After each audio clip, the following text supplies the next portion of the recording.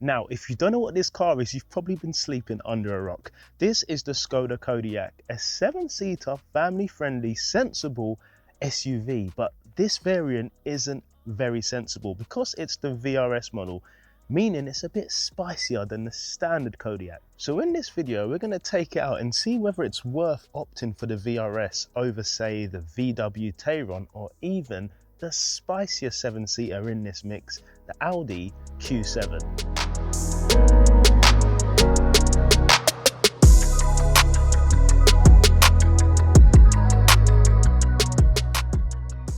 Now, as mentioned, this is the VRS, so it's the performance-focused variant of the Kodiaq. However, there are some differences, such as the VRS badge on the front, of course, and we also have black styling scattered everywhere on the car, from the grille to the mirror caps to, again, the roof rail. So it is different than the standard at first glance, but if you're not in the know, would you think that this is a performance SUV or just an SUV with a sport styling pack on it, such as the R-Line from Volkswagen? However, for some people, that could be the angle they'd like to go for, something more subtle while still having enough performance under the bonnet. And in terms of performance, you can see here, the stance doesn't really shout performance. It does shout off-road rugged vehicle, hence why we are where we are. But if we look at that, you'd notice it is quite close to the tyre in terms of arch gap. And that's because this actually sits 10mm lower than the standard Kodiaq. And as you can see over here, the discs are also bigger. And we also have the red calipers to show that it is a VRS. So if you ask me, in the looks department, it's trying its best. Again, it's not going to be as sleek as, say, a coupe style SUV with the sloping rear roof, but bits like LED lights front and rear and the dynamic indicators really do try and help it in the looks department. In the practicality section, this is definitely doing bits. This door opens super wide, in case you haven't noticed, and as a parent, putting your child in one of these bulky seats with a door that doesn't open very wide is sometimes quite difficult, but I love it.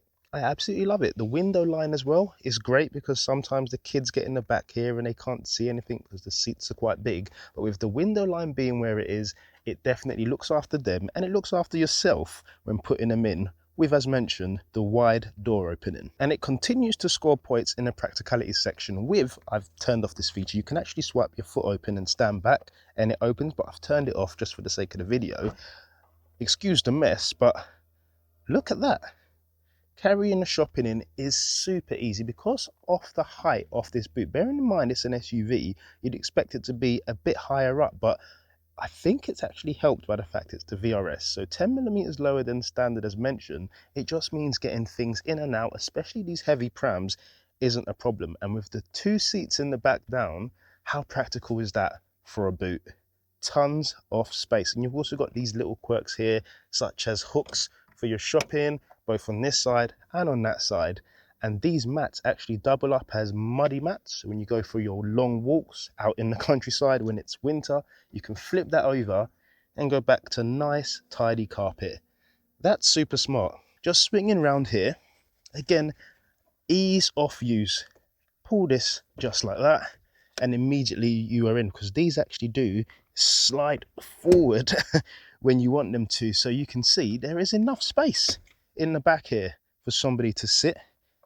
Not a huge person by any means, but definitely enough space in the back for somebody to sit that is, say, under the height of 5 foot. And now, before we go out for a drive, because I'm itching to show you guys what this thing can do, let me quickly touch on the interior, because as you can see, we have some very good looking and comfortable bucket seats. Like, have a look at that. It reminds me of the Coupe Formentor seats. Nice bucket seats with this little area here. I'm not sure why. Maybe to get poked by your passengers if you are annoying them, but have a look at that. Flat bottom steering wheel, physical buttons, none of that touch malarkey that not everybody likes. Now, in terms of up here, there could be some improvements. This cluster here just feels like it could use the whole space as opposed to having this big black bezel around. I get it, your indicator needs to be over here and stuff, but yeah, just fill it up, because have a look at this. This 10-inch screen utilizes the whole screen almost, and it just works. It's crystal clear, it's responsive, and again, wireless CarPlay, so I'm happy as Larry. But what I really love down here is this. It's giving me Audi R8 vibes with these physical air conditioning knobs, and this knob here you can actually set up how you want it. So I've set it up to just have 3 options. So fan speed, if I click it, it does my volume for the radio, and if I click it again, it actually allows me to cycle through my drive modes, which we'll touch on later on. But before we forget, eco, comfort, normal, sport, off-road, snow, and individual, because this does have adaptive suspension, so you'd probably want to dial that in to how you want it. 6.5 0 to 60 is what I like to call baby food. Come on. Yeah, boy. All the way to 60. And you can see we're left with a 6 seconds flat, give or take. Yum yum. So what do we have here? We have the 2-litre TSI engine. Yes, that famous 2-litre TSI engine that you find in the Golf R, in the GTI, putting out around 260 brake horsepower and 400 newton meters of torque in this case. Normally it's closer to 300 on the hot hatches. However, sometimes all of that power and all of this weight isn't always a good combination. But what I love about this, paired with the 7-speed DSG, is that at no point did this feel overwhelming for the car.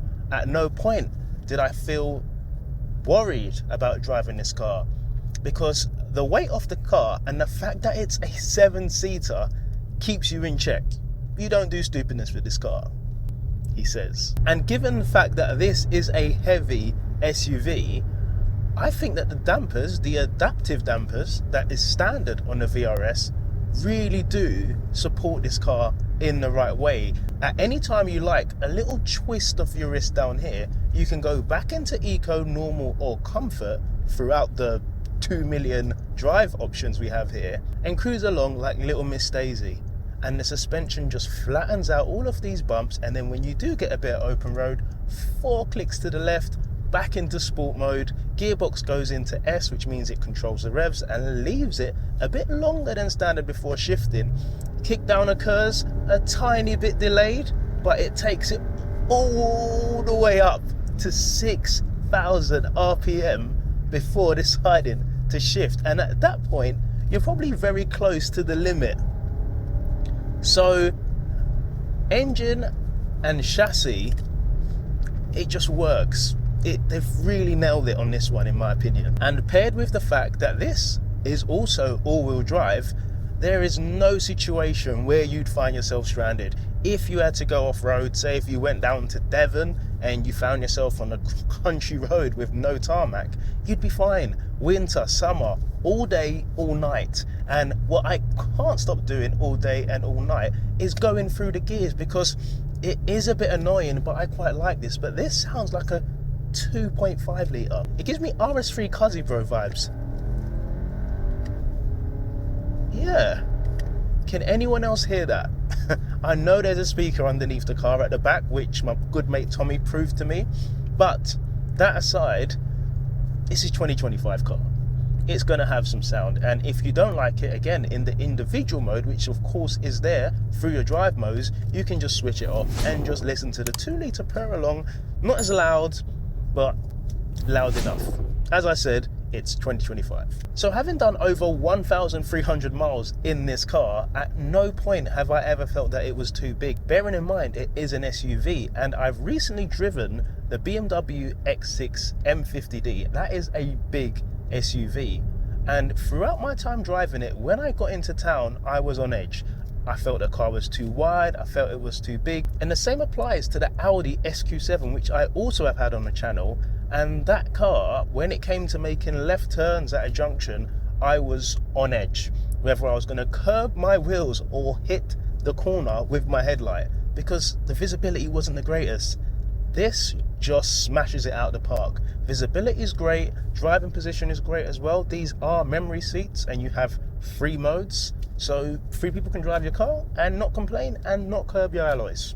Win-win. So talking efficiency, again, it's an SUV, so it's not going to be the greatest, but 40 mpg is easily attainable, because I've done that. Driving from London to Manchester to Newcastle, 40 mpg is what I saw throughout the whole trip.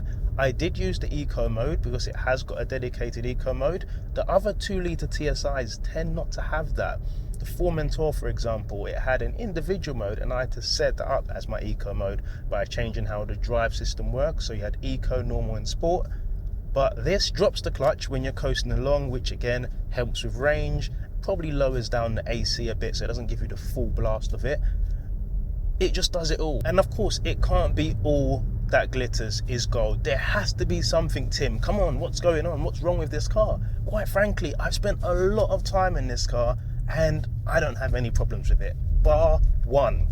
When you do indicate, because you need to, as we come up to a junction here, how they've set up this car now is you don't have a gear shifter down here. You've got this Volkswagen Audi shifter on the column, probably just to save money and to make things quite cross-compatible across the range. But with that, what you don't have is your window wiper stalk on the right. It's now built into your indicator, and what happens is when you flick your indicator, you might sometimes flick the back of the stalk, which then puts your wipers on, which is very, very embarrassing when you get to a junction. You look like a learner driver who's just stalled the car, wipers are gone, indicators flashing, everything's popping off.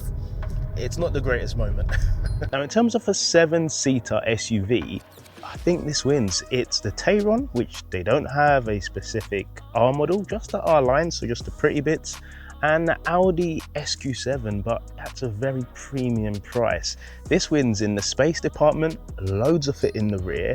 It's the flagship version for less money when you compare it to the SQ7, and everyday comfort. The SQ7 is a great car. I've driven it on the channel. However, it's a bit more firmer than this. And what will probably put a smile on your face and not really make you consider buying this over those other two cars are two little things. Let me show you. Now it's winter, you've just woken up and your screen's frozen. Leave your credit card in your wallet, leave your ID badge around your neck, because you actually have an ice scraper as standard. And if it's pouring with rain, opening the door just down here, have a look at this. Oh, you've got yourself an umbrella built into your door.